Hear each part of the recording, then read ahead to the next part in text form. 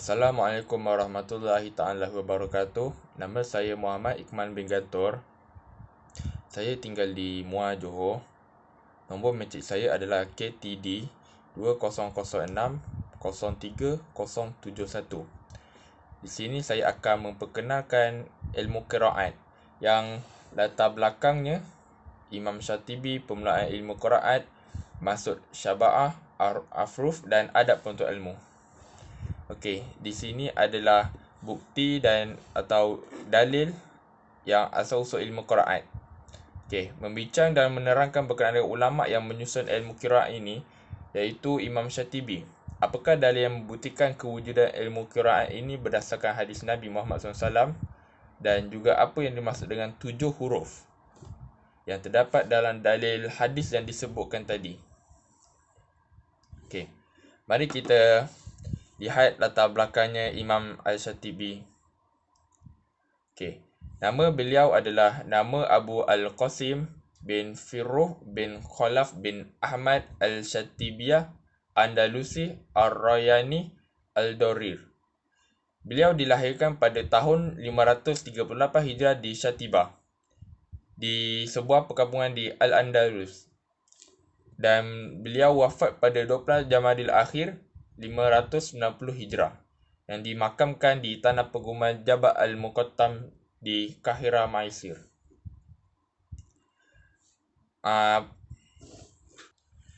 Dalam perjalanan hidup beliau banyak menghafal Al-Quran, belajar qiraat dari Abu Abdullah Muhammad bin Abi Al-As.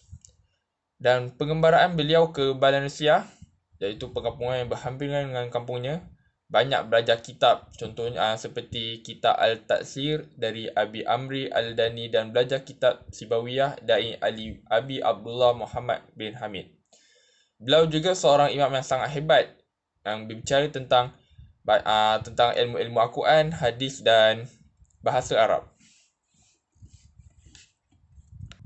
Di sini ada hadis tentang permulaannya ilmu qiraat. Berdasarkan hadis Nabi Muhammad SAW yang diriwayatkan oleh Imam Al-Bukhari dan Imam Muslim. Saya akan bacakannya.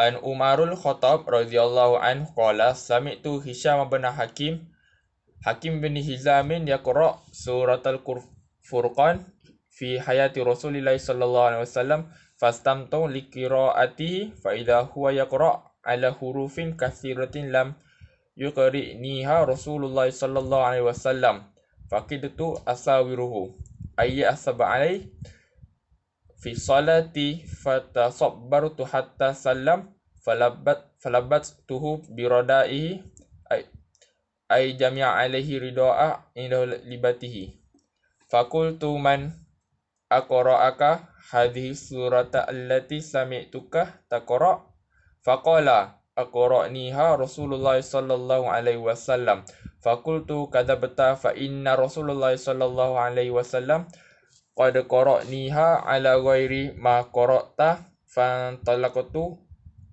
bihi uqudu ila Rasulillah sallallahu alaihi wasallam faqultu inni sami'tu hadha yaqra' bi suratil Furqan ala hurufin lam tuqriniha faqala Rasulullah sallallahu alaihi wasallam iqra' ya Hisham faqra' alaihi al-qira'ata allati sami'tuhu yaqra' faqala Rasulullah sallallahu alaihi wasallam kadzalika anzilat thumma qala iqra' ya Umar faqra'tal qira'ata allati iqra'ni faqala sallallahu alaihi wasallam kadzalika unzilat inna hadzal qur'an unzila alai sab'ati ahrufin faqru'uha ma tayassara min.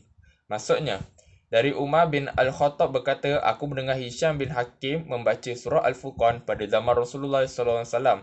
Aku mendengar bacaannya, tiba-tiba ia membaca di atas huruf yang banyak, yang mana Rasulullah SAW tidak pernah membaca kepadaku. Hampir aku ingin menariknya di dalam sembahyangnya itu, lalu aku bersabar sehingga ia memberi salam. Kemudian aku menarik bajunya sambil berkata, siapakah yang membacakan surah ini kepadamu? Ia menjawab, Rasulullah SAW yang membacakan kepadaku, yang lain daripada bacaanmu. Lalu aku membawanya kepada Rasulullah SAW dan mengadu tentang bacaan tersebut atas huruf yang Rasulullah SAW tidak membacanya. Kepadaku Rasulullah SAW bersabda kepadaku, Bawalah Hisham ke sini dan Rasulullah SAW menyuruhnya membaca sebagaimana yang aku mendengar bacaannya. Lalu Rasulullah SAW bersabda, begitulah ia diturunkan. Selepas itu Rasulullah SAW menyuruhku pula membacanya dan aku membaca sebagaimana Rasulullah SAW membacanya kepadaku. Lalu Rasulullah SAW bersabda, begitulah ia diturunkan dan sesungguhnya Al-Quran itu diturunkan di atas 7 huruf. Maka bacalah apa yang mudah daripadanya. Hadis ini menjadi dalil atau bukti mewujudkan ilmu Quran ini. Antara hikmah Al-Quran yang diturunkan atas 7 huruf seperti yang dinyatakan dalam hadis di atas. Untuk meringankan dan memudahkan umat Nabi Muhammad SAW kerana orang-orang ketika itu yang diturunkan Al-Quran kepada mereka berbeza bahasa Arabnya dan bahasanya bercampur-campur. Okey, saya akan menerangkan 7 huruf tersebut. Maksud sab'ah ahruf, 7 huruf.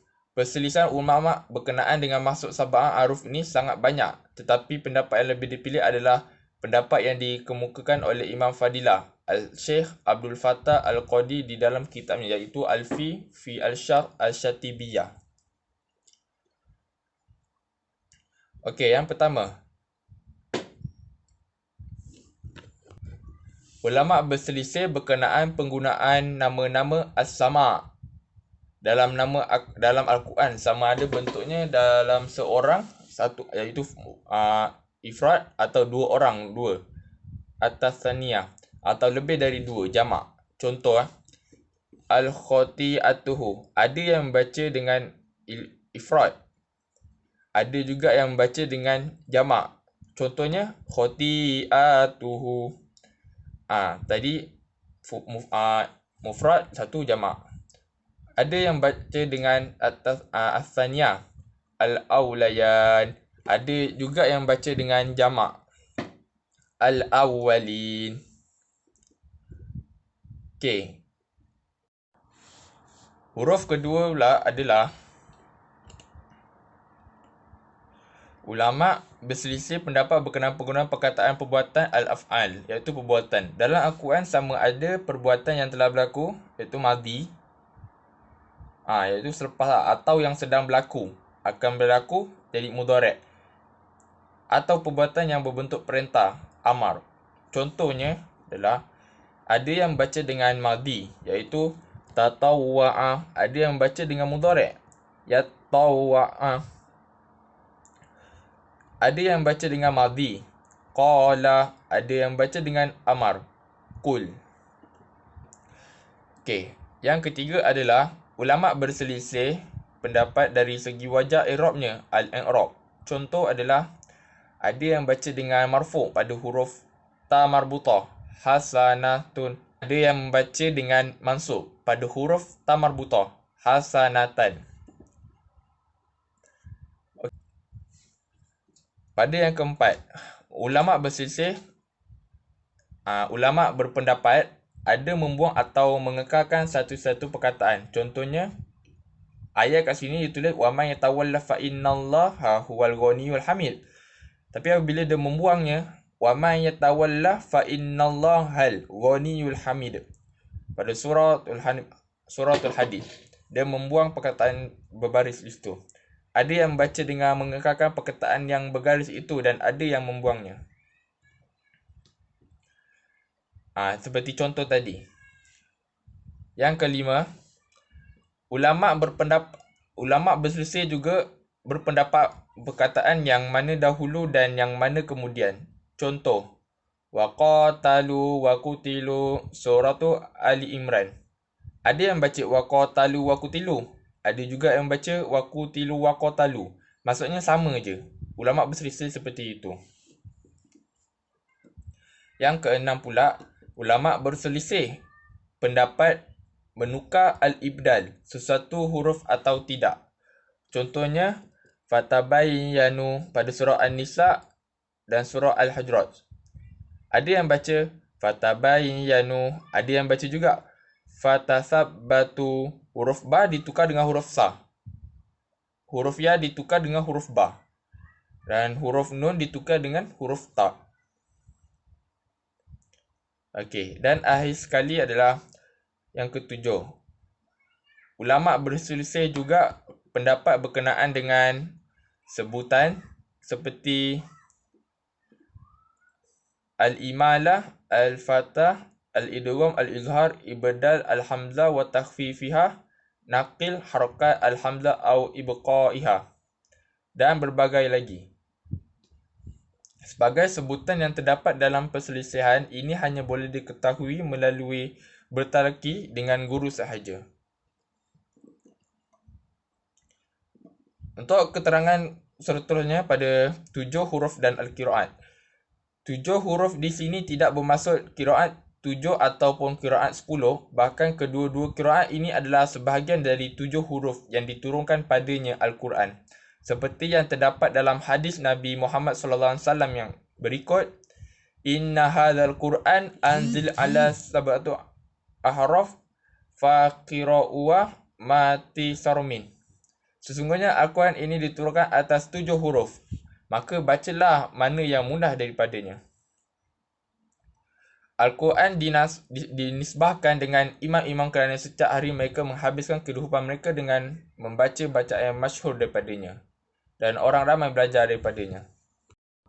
Seterusnya saya akan menerangkan babul basmalah dengan al-kinayah. Okey, kat sini dia ada 4 matan saja. Saya akan membacakan dahulu. Wa basmalah bainas surataini bisunnah rijalun namauha diriyatan wa tahammula. Ini adalah matan pertama. Yang kedua, wa wasluka bainas surataini fasahatun wasil waskutan kullun jalayahu hassala. Ketiga, wala nassa kullahu bawajhun dzakartuhu wa fiha khilafun jiduhu wadihu tufla. Dan lain sekali yang keempat, wasaqtuhumul mukhtaru duna tanuffusin wa ba'duhumu fil arba'i az-zuhri basmalah. Okey. Matan pertama, ia menerangkan setiap kali bacaan yang tiba di akhir ayat pada suatu surah itu dan sambung pada surah yang baru, iaitu Imam Qalun, Imam Al-Kisai, Imam Asim dan Imam Ibnu Kathir akan datangkan Al-Basmalah. Contoh akhir surah Al-Ikhlas disambungkan dengan awal surah Al-Falaq. Keempat-empat ini dia akan menggunakan cuma empat-empat ini aja yang menggunakan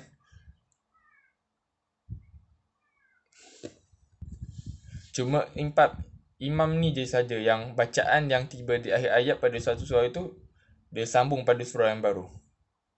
Contoh akhir surah Al-Ikhlas disambung dengan awal surah Al-Falaq. Walam yakul lahu kufuwan ahad. Bismillahirrahmanirrahim. Qul a'udzu birabbil falaq.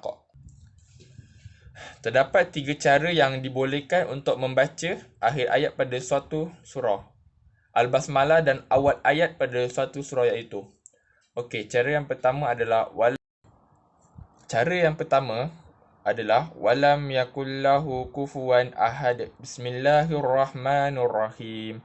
Qul a'udzu birabbil falaq. Cara kedua pula dia bersambung semuanya daripada akhir surah ke awal ke basmalah dan ke awal surah.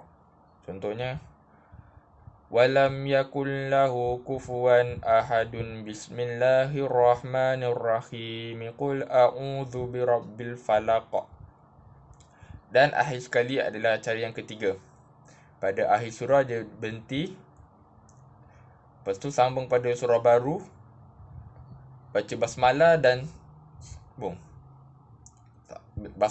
sambung ke surah baru terus. Contohnya seperti ini. Walam yakul lahu kufuwan ahad. Bismillahirrahmanirrahim. Qul a'udzu birabbil falaq. Okey, kita pergi mata yang kedua pula. Wa wasluka bainas surataini fisahatun. Setiap kali bacaan yang tiba di akhir ayat pada suatu surah itu dan sambung pada surah yang baru. Imam Hamzah tidak akan datangkan Al-Basmalah dan terus sambung dengan surah yang baru.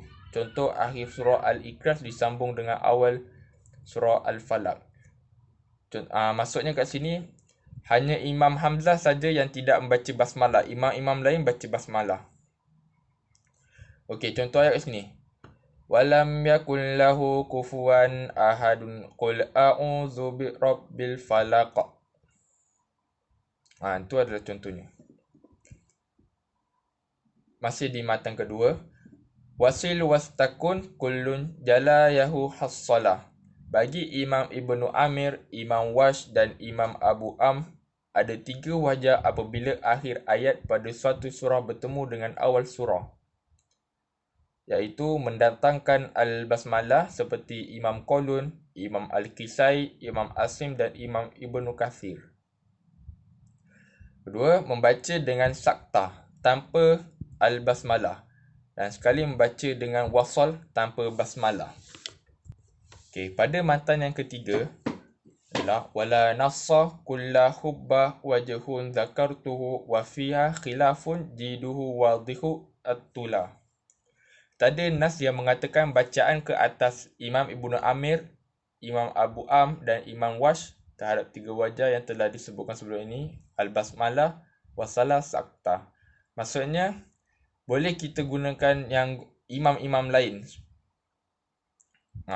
Begitu juga terdapat perbahasan yang lebih lanjut terhadap bacaan Al-Basmalah bagi ketiga-tiga imam ini. Dan akhir sekali adalah matan yang keempat. Wasaqtuhumul mukhtaru dunat tanaffusin wa ba'duhumu fil arba'i az-zuhri basmalah. 3 wajah bacaan dari Imam Ibnu Amir, Imam Abu dan Imam Wash. Wajah sakta adalah wajah lebih utama. Walaupun begitu, terdapat sebahagian ahli adai mengatakan bahawa apabila sampai pada 4 tempat akhir surah, maka ketiga-tiga imam ini akan menukarkan bacaan saktah tadi kepada bacaan Al-Basmalah. 4 tempat tersebut ialah pada akhir surah Al-Mudaththir bertemu awal surah Al-Qiyamah. Kedua adalah akhir surah Al-Infitar bertemu awal surah Al-Mutaffifin. Yang ketiga adalah akhir surah Al-Fajr bertemu awal surah Al-Balad. Dan yang keempat adalah akhir surah Al-Asr bertemu awal surah Al-Humazah. Kesimpulan di sini adalah Imam Qalun, Imam Al-Kisai, Imam Asim dan Imam Ibnu Kathir membaca di antara 2 surah dengan mendatangkan Al-Basmalah. Imam Hamzah membaca di antara 2 surah dengan wasal tanpa Al-Basmalah. Dan akhir sekali Imam Ibnu Amir, Imam Abu dan Imam Wash membaca dengan 3 wajah di antara 2 surah iaitu Al-Basmalah, sakta tanpa Al-Basmalah dan wasal tanpa Al-Basmalah. Kita pergi seterusnya kita sambung pada Babu Ha'il Kinayah. Kinayah tu bagi 2 matan, iaitu yang pertama adalah walam yasiluha mutmarin qabla sakinin wa ma qablahu at-tahriku lil kulli wusilah. Dan yang kedua adalah wa ma qablahu taskinu li ibni kathirihim wa fihi muhanan ma'hu khafsun akhu wilah.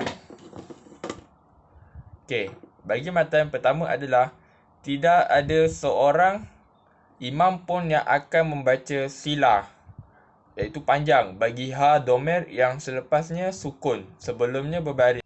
Dia seperti lahul mulk, sepatutnya kena baca lahul mulk, rabbihil a'la, sepatutnya rabbihil a'la. Bagi ha domer yang sebelumnya berbaris, selepasnya juga berbaris, semua imam akan membaca dengan silah. Sekiranya huruf selepas ha domer itu adalah hamzah qata' yang berbaris, maka bacaan harakatnya mengikut hukum mad jaiz munfasil masing-masing.